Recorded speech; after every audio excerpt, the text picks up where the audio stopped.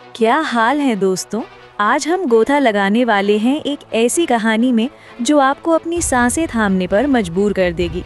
ये कहानी है समुद्र की गहराई में 300 फीट नीचे फंसे हैं। आपके पास सिर्फ 5 मिनट की ऑक्सीजन बची है और मदद का कोई रास्ता नहीं दिख रहा। ये सिर्फ एक कहानी नहीं बल्कि क्रिस लेमन्स नाम की एक असली डाइवर के साथ हुए हादसे की दर्दनाक दास्तान है। चलिए इस अविश्वसनीय सर्वाइवल स्टोरी को करीब से जानते हैं। कहानी की शुरुआत होती है क्रिस और उसकी मंगेतर क्लोवर के साथ। क्रिस एक सैचुरेशन डाइवर है, एक ऐसा पेशा जो दुनिया के सबसे खतरनाक कामों में से एक है। उसका काम है नॉर्थ सी के बर्फीले और अशांत पानी में समुद्र की सतह से सैकड़ों फीट नीचे गैस पाइपलाइंस को मेंटेन करना। दोस्तों, ये कोई मामूली जॉब नहीं है।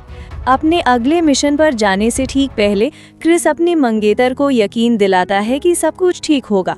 वो माहौल को हल्का करने के लिए मजाक में कहता है कि ये स्पेस में जाने जैसा है, बस फर्क इतना है कि ये पानी के अंदर है।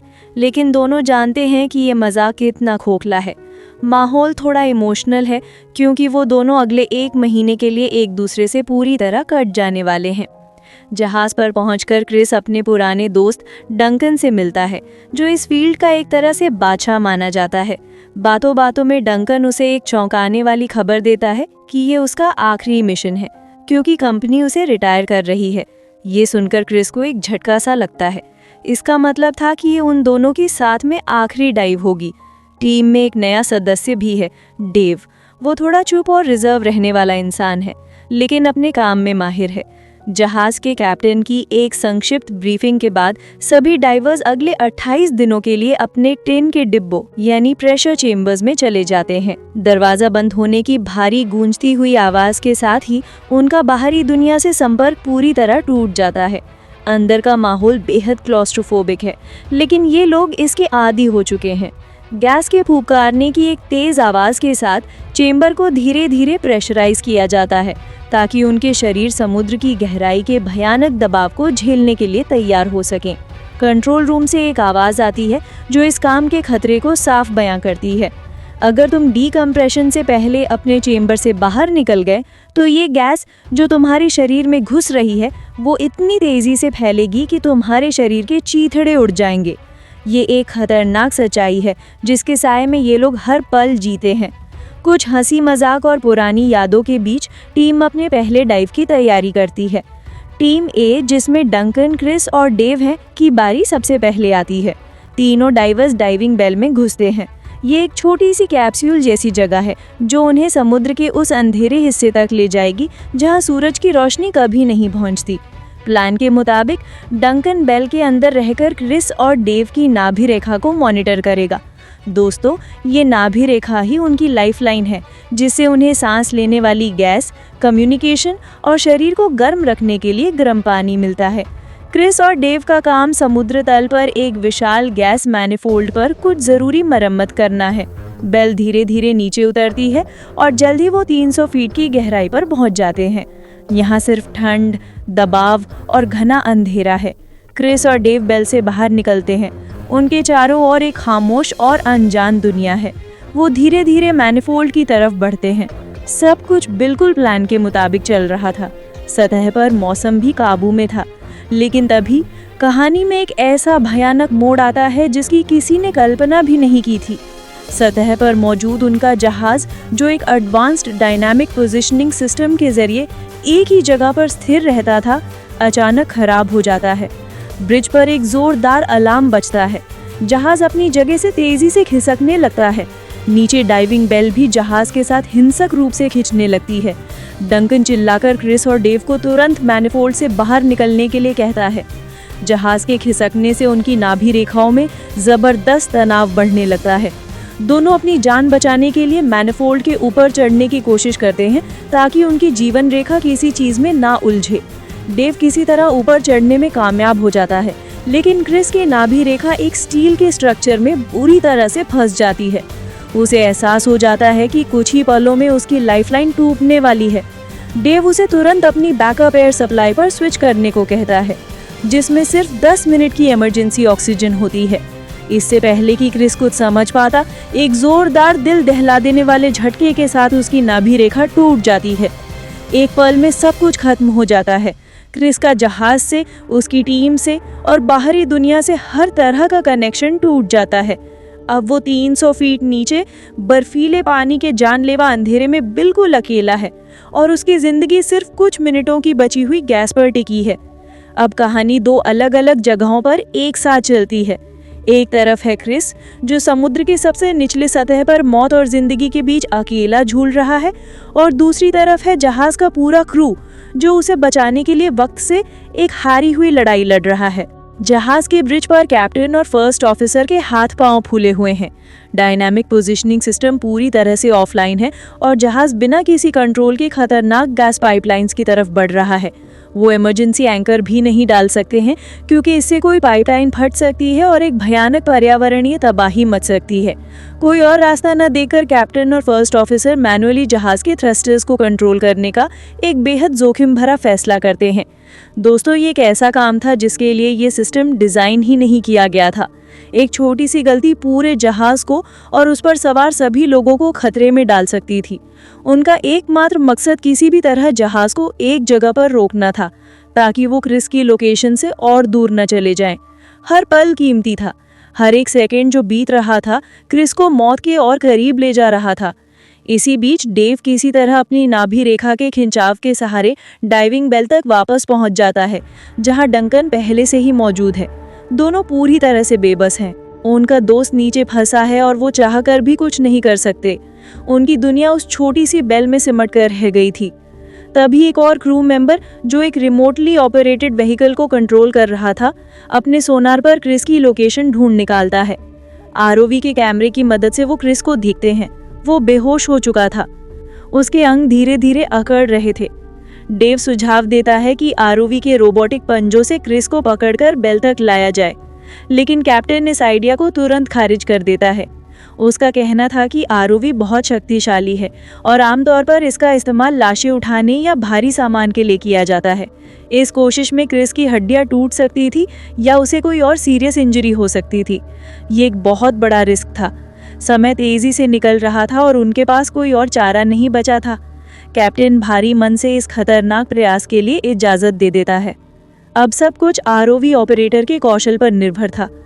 ये एक बहुत ही नाजुक ऑपरेशन था। आरओवी के विशाल मेटल के पंजों को क्रिस के हार्नेस में लगे एक छोटे से डी रिंग में फंसाना था और वो कामयाब हो जाते हैं। उन्होंने क्रिस को पकड़ लिया। ब्रिज पर एक पल के लिए उम्मीद की लहर दौड़ जाती है। जैसे ही वो उसे धीरे धीरे ऊपर उठाने लगते हैं, उन्हें एक और भयानक झटके का सामना करना पड़ता है। क्रिस का हार्नेस मैनिफोल्ड के एक हुक में बुरी तरह अटक गया है। वो उसे 1 इंच भी नहीं हिला सकते। बचाव का ये आखिरी रास्ता भी अब बंद हो चुका था। हर गुजरते पल के साथ क्रिस के बचने की सारी उम्मीदें खत्म होती जा रही थी। उसके बैकअप टैंक की ऑक्सीजन तो कब की खत्म हो चुकी थी। सामान्य परिस्थितियों में कोई भी इंसान इतनी देर तक बिना ऑक्सीजन के जिंदा नहीं रह सकता। ब्रिज पर मौजूद क्रू भी अब लगभग मान चुका था कि क्रिस मर चुका होगा। माहौल में एक भारी निराशा छा गई थी। इस पूरी उथल-पुथल और निराशा के बीच जहाज के कंप्यूटर रूम में एक तकनीशियन चुपचाप जहाज के डीपीएस सिस्टम को फिजिकली रेवायर करके बाईपास करने की कोशिश कर रहा था। ये उनकी बिल्कुल आखिरी उम्मीद थी। वो सिस्टम के स्टार्टअप सीपीयू को बाईपास करके उसे सीधे ऑन करने की कोशिश में लगा हुआ था। ये एक बहुत बड़ा जुआ था, लेकिन उनके पास अब खोने के लिए कुछ भी नहीं बचा था। स्क्रीन पर कोड्स की हजारों लाइनें तेजी से दौड़ रही थी। सर्वर रैक से अलार्म की आवाजें आ रही थीं। पूरा सिस्टम क्रैश होने की कगार पर था। और फिर एक चमत्कार होता है।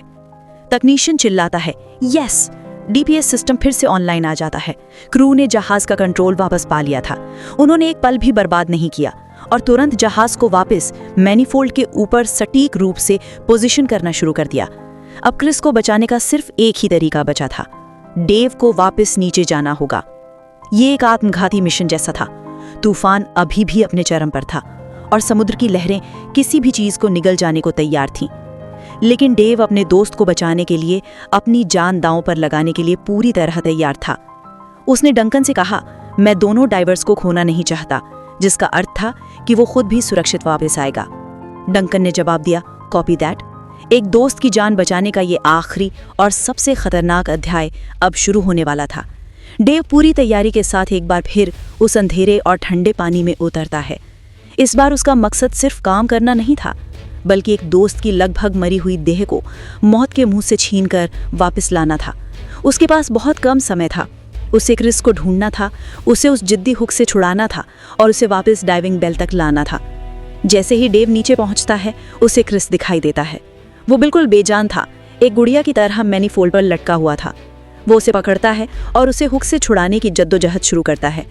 आखिरकार वो उसे छुड़ाने में कामयाब हो जाता है और उसे लेकर बेल की तरफ बढ़ने लगता है। लेकिन मुश्किलें अभी खत्म नहीं हुई थीं। सतह पर मौजूद जहाज ऊंची लहरों के कारण बुरी तरह ऊपर नीचे हो रहा था, जिससे पानी के नीचे लटकी हुई डाइविंग बेल भी एक विशाल पेंडुलम की तरह हिंसक रूप से हिल रही थी। डेव के लिए क्रिस के बेजान शरीर को लेकर उस हिलती हुई बेल पर चढ़ना लगभग नामुमकिन था। लहरों के साथ बेल ऊपर जाती और फिर तेजी से नीचे आती। कम्युनिकेशन के जरिए सतह पर मौजूद क्रिस और बेल में मौजूद डंकन उसे गाइड कर रहे थे। लहर के साथ चलो, एक आवाज आई। तब चढ़ो जब बेल नीचे आ रहा हो, और जब ऊपर जाए तब ठहर जाओ। डेव अपनी बची खुची सारी ताकत लगा देता है। वो हर बार कोशिश करता और फिसल जाता। उसके हाथ अब जवाब दे रहे थे, लेकिन उसने हिम्मत नहीं हारी। ये सिर्फ एक रेस्क्यू ऑपरेशन नहीं था, बल्कि ये इच्छा शक्ति की परीक्षा थी। और आखिरकार एक आखिरी हताश जोर लगाकर वो क्रिस को बेल के अंदर खींचकर लाने में कामयाब हो जाता है। वो खुद भी लगभग बेहोश होकर बेल के फर्श पर गिर पड़ता है। अब शुरू होती है जिंदगी और मौत के बीच की असली जंग। बेल के अंदर का दृश्य दिल दहला देने वाला था। क्रिस का शरीर ऑक्सीजन की कमी से नीरा पड़ चुका था। उसकी सांसें नहीं चल रही थीं। उसे ऑक्सीजन के बिना लगभग 40 मिनट हो चुके थे, एक ऐसी समय सीमा जिसे कोई इंसान पार नहीं कर सकता। डंकन एक पल भी बर्बाद नहीं करता और तुरंत उसे मुंह से मुंह में पुनर्जीवन देना शुरू कर देता है। वो बार बार कोशिश करता है, अपनी पूरी ताकत से क्रिस के फेफड़ों में हवा भरने की कोशिश करता है। डेव बेबसी से सब देख रहा था। दोनों दोस्तों को लग रहा था कि शायद उन्होंने बहुत देर कर दी है। इतने लंबे समय तक ऑक्सीजन के बिना रहने से क्रिस के दिमाग को गंभीर और स्थायी नुकसान पहुंच चुका होगा। वो शायद अब कभी पहले जैसा नहीं हो पाएगा। डेव की आंखों में आंसू थे। उसने धीरे से कहा, हमें देर हो गई। डंकन के चेहरे पर भी हार के भाव थे, लेकिन उसने कोशिश करना नहीं छोड़ा। और तभी एक चमत्कार होता है, एक ऐसा चमत्कार जिस पर विज्ञान भी यकीन नहीं कर पाता। क्रिस जोर से खांसता है, उसकी आंखें खुलती हैं। वो धीरे धीरे हांफते हुए सांस लेना शुरू कर देता है। बेल में मौजूद डंकन और डेव अपनी आंखों पर यकीन नहीं कर पाते। ये असंभव था, फिर भी ये उनकी आंखों के सामने हो रहा था। डेव कांपती हुई आवाज में उससे पूछता है, क्रिस तुम ठीक हो? क्रिस बहुत धीरे से जवाब देता है, हे दोस्त। ये एक चमत्कार से कम नहीं था, एक ऐसा चमत्कार जिसे आज भी मेडिकल एक्सपर्ट्स पूरी तरह से समझा नहीं पाए हैं। ब्रिज पर जब ये खबर पहुंचती है तो सालों के अनुभवी और कठोर दिल वाले क्रू मेंबर्स भी खुशी से झूम उठते हैं और रो पड़ते हैं। उन्होंने नामुमकिन को मुमकिन दिखा दिया था। मिशन को तुरंत रद्द कर दिया जाता है और जहाज वापस किनारे की ओर चल पड़ता है। क्रिस को कई दिनों तक डीकम्प्रेशन चेंबर में रखा जाता है, जहां वो धीरे धीरे रिकवर करता है। चेंबर में वो डेव से बात करता है और कहता है कि उस बेहोशी की हालत में उसे कोई दर्द या डर महसूस नहीं हुआ, बल्कि एक अजीब सी शांति महसूस हो रही थी। किनारे पर पहुंचकर क्रिस अपनी मंगेतर क्लोवर से मिलता है। वो उसे कसकर गले लगाती है। क्रिस उसे बताता है कि एक छोटा सा एक्सीडेंट हुआ था जिसमें एक डाइवर फंस गया था। जब क्लोवर पूछती है कि क्या वो ठीक है, तो क्रिस कहता है या अब वो ठीक है। जब क्लोवर को यह महसूस होता है कि वो डाइवर खुद क्रिस था, तो वो रो पड़ती है। क्रिस उसे गले लगाकर कहता है, लौट के तो तुम्हारे पास ही आना था ना। और सबसे हैरान करने वाली बात तो ये है दोस्तों, जो इंसानी जज्बे की हद को दिखाती है, कि इस जानलेवा हादसे के सिर्फ 3 हफ्ते बाद क्रिस, डेव और डंकन वापस उसी जगह पर अपना अधूरा काम पूरा करने के लिए लौट आए। तो दोस्तों, ये थी अविश्वसनीय और सच्ची कहानी।